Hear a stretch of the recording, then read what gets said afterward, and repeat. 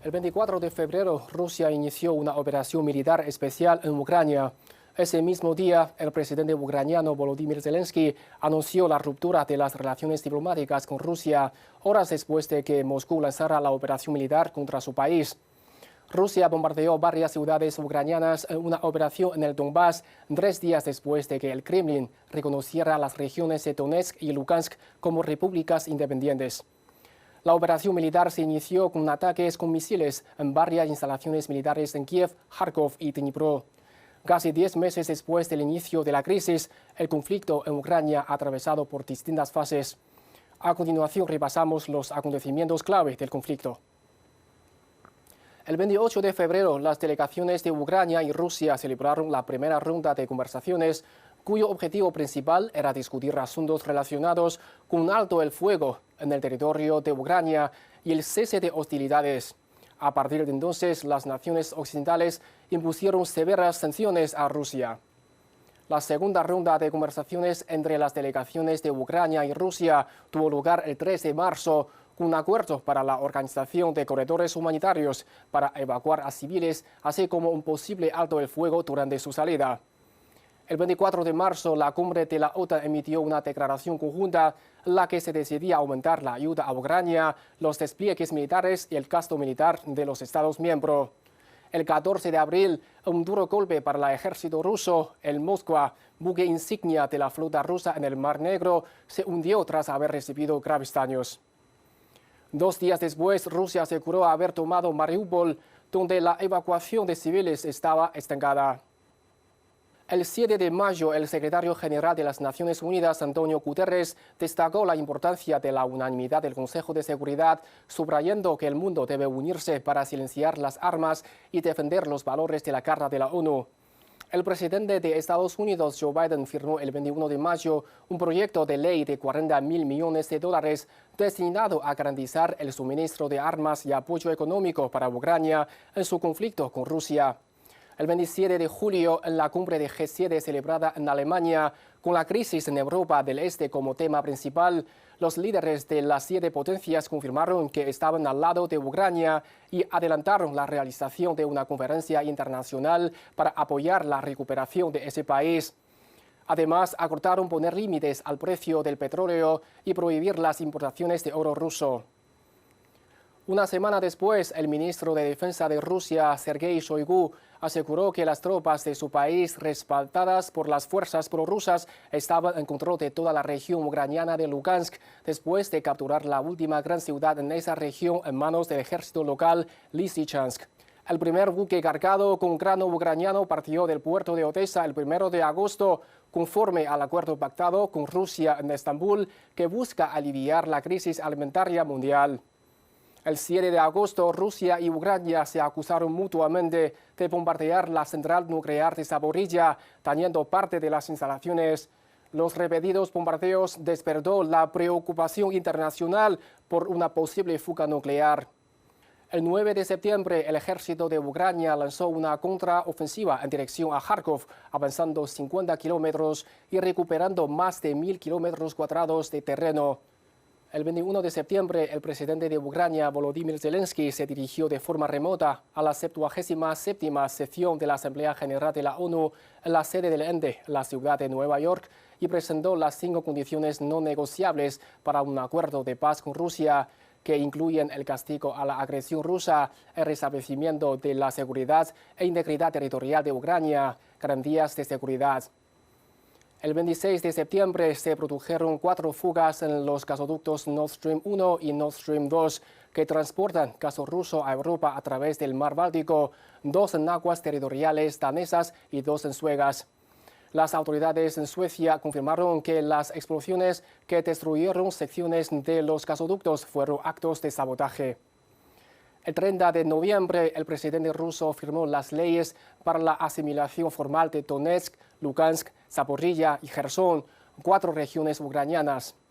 Al mismo tiempo, el mandatario ucraniano firmó una solicitud de entrada a la OTAN tras firmar otra de ingreso a la Unión Europea en febrero pasado.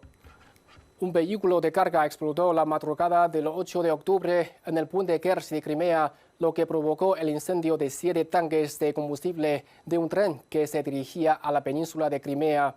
El ejército ruso lanzó un aluvión de misiles contra ciudades ucranianas, incluida la capital Kiev, y golpeó objetivos civiles horas después de que el presidente de Rusia, Vladimir Putin, describiera el ataque al puente Kerch de Crimea como un acto terrorista planeado por los servicios especiales ucranianos. El ejército ucraniano afirmó haber retomado el control de la ciudad de Gerson el 11 de noviembre, 2 días después de que el Ministerio de Defensa ruso ordenara a sus tropas el traslado a la margen izquierda del río Dnieper. Kiev celebró como una victoria del movimiento de Moscú, aunque todavía se mantenía escéptica y en máxima alerta. El secretario general de la ONU confirmó la extensión del acuerdo entre Moscú y Kiev para una exportación de granos que durará otros 120 días.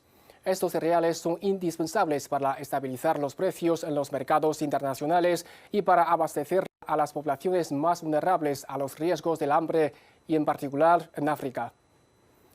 Mientras el conflicto entre Rusia y Ucrania persiste, esperamos que los soldados regresen a sus barracones y los líderes vuelvan al camino del diálogo y la paz.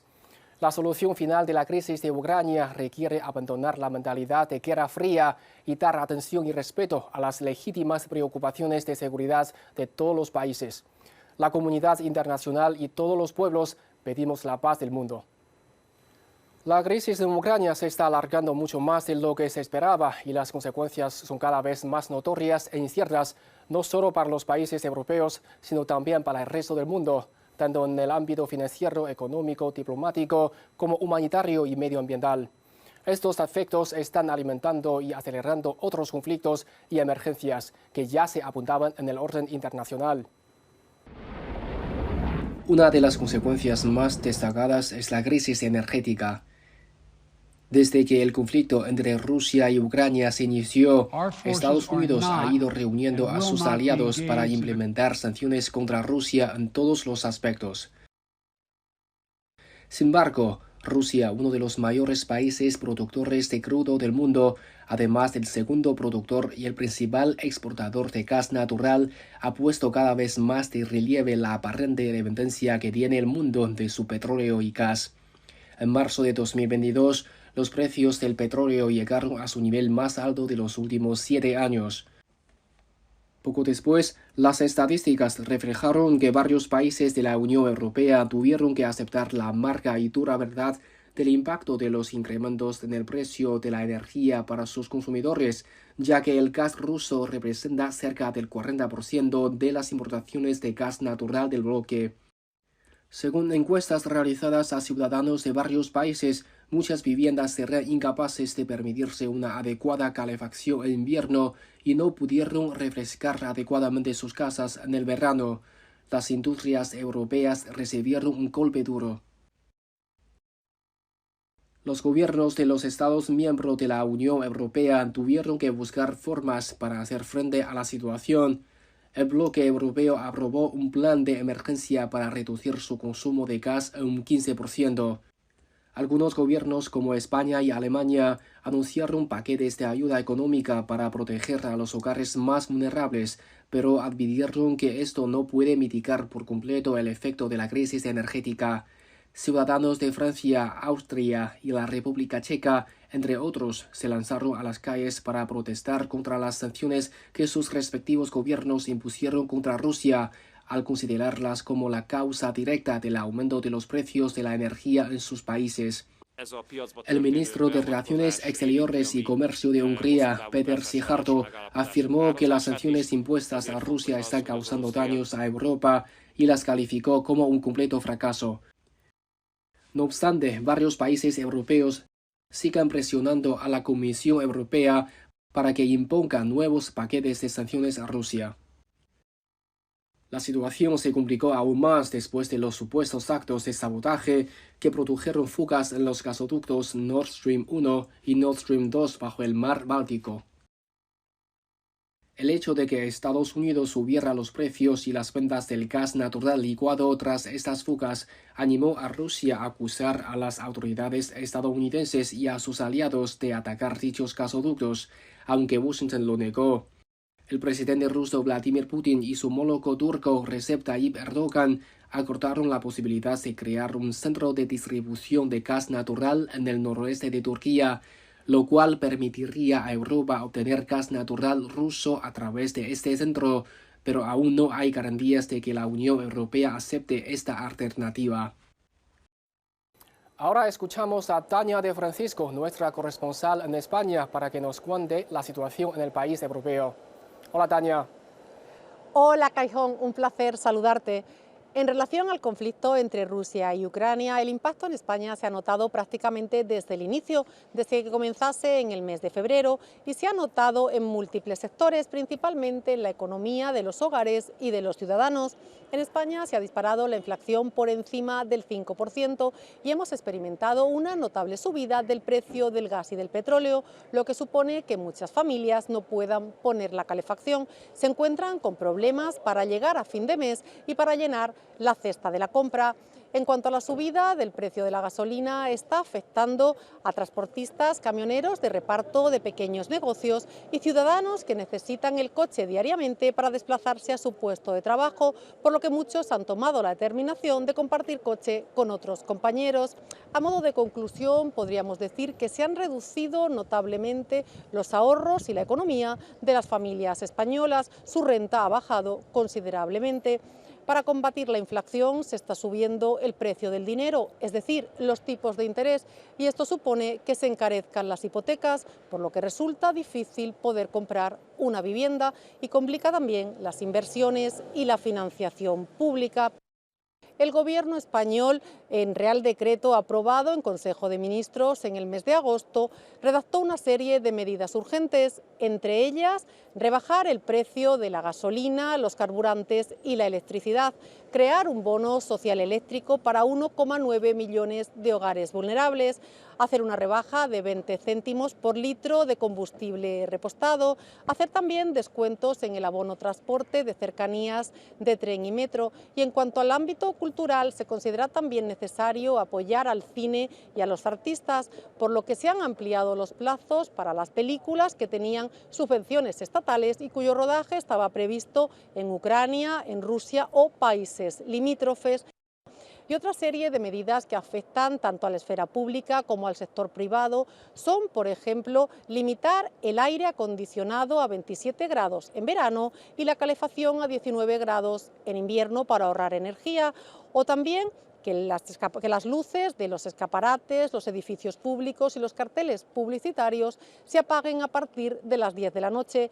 Estas medidas son de régimen sancionador y de no cumplirse llevan implícitas elevadas multas. Otro sector para el que también se ha dotado de un paquete de ayudas con más de 430 millones de euros es el sector agrario y pesquero, un sector estratégico para el Gobierno que considera imprescindible por los suministros de alimentos de calidad y cantidad suficientes. Para disminuir la dependencia de Rusia, muchos países europeos han buscado la importación de carbón de países como Australia e Indonesia y han reactivado las centrales eléctricas de carbón, lo cual dificultará la gobernanza mundial del clima. El conflicto en Ucrania también está provocando una crisis alimentaria. Los precios de los alimentos estaban ya creciendo a un fuerte ritmo en 2021 y en febrero de 2022 se dispararon. Según ONU Mujeres, Rusia y Ucrania, dos países que se cuentan entre los grandes productores de alimentos básicos, aportan el 90% del suministro de trigo en Armenia, Azerbaiyán, Eritrea, Georgia, Mongolia y Somalia. Debido a la interrupción de la exportación de granos ucranianos a través de los puertos del Mar Negro, Ucrania no llegó a cumplir los contratos con sus países importadores. Los residentes de dichos países están sufriendo más hambre. Por otra parte, el conflicto destruyó algunos almacenes de grano, lo cual provocó la escasez de alimentos, hecho que causó un aumento de los precios a un 50% desde el comienzo de 2022. Sin embargo, el excedente de alimentos fluye hacia Europa, donde no hay escasez, lo que provoca una mayor competencia local con protestas de los agricultores. América Latina también ha sufrido la inseguridad alimentaria. Según el Programa Mundial de Alimentos, la crisis ha provocado un aumento de los precios de los productos básicos, lo que a su vez está provocando un incremento de la inflación alimentaria amenazando a la región. Argentina, el mayor productor de trigo de Sudamérica, se enfrenta a las condiciones de cultivo de trigo más desfavorables en los últimos 12 años. El país corre el riesgo de sufrir recortes de producción debido al aumento de precio de los fertilizantes causado por el conflicto entre Rusia y Ucrania. Ahora el corresponsal de CGTN Español en Argentina, Andrés Flores, nos trae más detalles sobre la situación. Hola, Andy.